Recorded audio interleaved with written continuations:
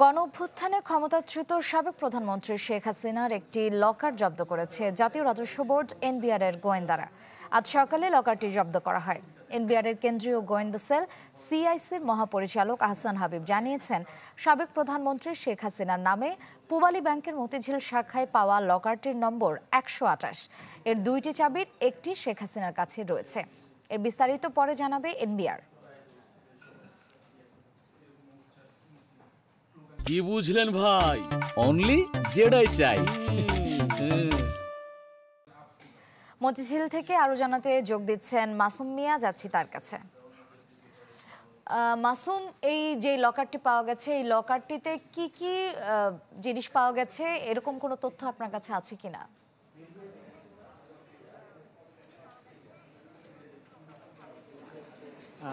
শ্রেয়া, প্রথমেই বলে রাখতে চাই যে আমি এই মুহূর্তে অবস্থান করছি যেই শাখাটি, অর্থাৎ পূবালী ব্যাংকের মতিঝিল শাখা, যেটা সেনা কল্যাণ ভবনে অবস্থিত, আমি সেখানে অবস্থান করছি।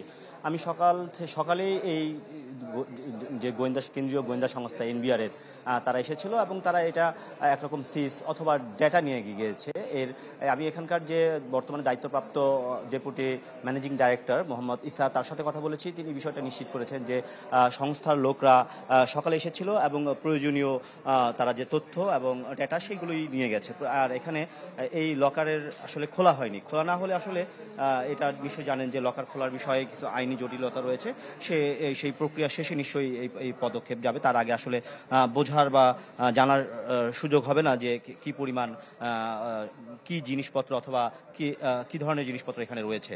তবে আপনাকে আমি একটু বলে রাখতে চাই যে গেল ২২ ডিসেম্বর ২০২৪ এনবিআর এর পক্ষ থেকে প্রত্যেকটা ব্যাংকেই শেখ হাসিনার নামের যে হিসাবের একরকম তথ্য চেয়েছিল তারা। সেখানে প্রায় সব ধরনের তথ্য দেওয়া হয়েছিল, সবগুলো ব্যাংকই সেই তথ্য দিয়েছিল।